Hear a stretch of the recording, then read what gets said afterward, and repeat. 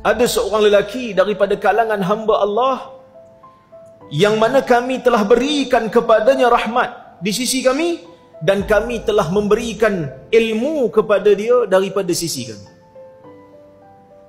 Wa'allamnahu min ladunna ilma. Kami berikan, kami ajarkan dia ilmu daripada sisi kami. Kat sinilah timbulnya ilmu ladunni. Sebab dia ada kisah ni. Nanti Nabi Musa akan ikut ni, Nabi Khadir ni. Dia akan ikut benda-benda pelik yang Khadir dok buat. Nabi Musa dok tanya, walaupun sebenarnya dia dah janji tak nak tanya, tapi tak sabar, orang tak boleh tahan, ditanya juga. Dikatakan oleh sebahagian, bukan semua, oleh sebahagian ahli-ahli batil, dia kata ni ilmu laduni yang Allah Ta'ala bukan hanya bagi pada Khadir, tetapi bagi juga kepada wali-wali. Jadi sebab tu kalau wali buat apa pun benda pelik-pelik, jangan tanya, tu ilmu laduni.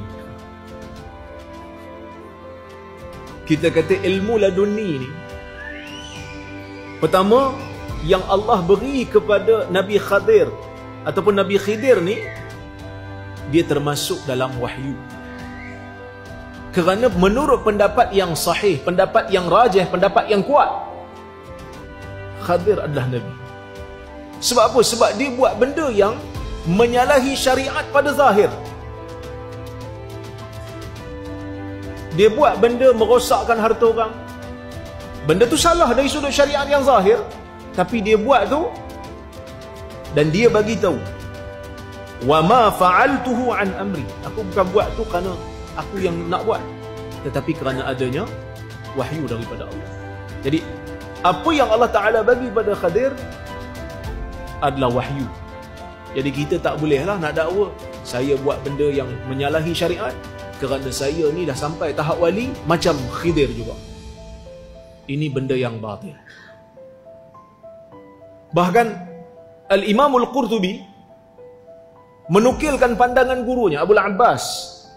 Dia kata pada zaman dia sudah muncul orang yang mendakwa dia tak terikat dengan syariat Nabi Muhammad sallallahu alaihi wasallam sebagaimana Khadir tidak terikat dengan syariat Nabi Musa.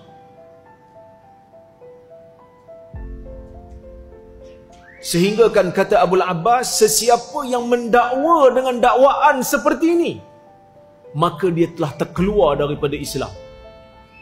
Kerana dia mendakwa diri dia dapat satu ilmu dan dia meletakkan diri dia pada tahap Nabi, sehingga boleh keluar daripada syariat Nabi Muhammad sallallahu alaihi wasallam. Sedangkan Nabi sallallahu alaihi wasallam bersabda dalam sebuah hadis yang jelas, "Lau kana Musa hayyan la yas'ahu illa ayyatba'ani." Atau kama qala, kalaulah Musa tu masih hidup, tidak ada ruang bagi Musa melainkan hanyalah mesti mengikut aku, yakni mengikut syariat Nabi Muhammad sallallahu alaihi wasallam. Jadi sebab itu bila Nabi Isa nanti turun di akhir zaman, ada sebahagian orang persoal, dia kata dah Nabi Isa turun di akhir zaman, Nabi Isa adalah Nabi terakhir. Sepatutnya, sebab Nabi Muhammad dah wafat dah.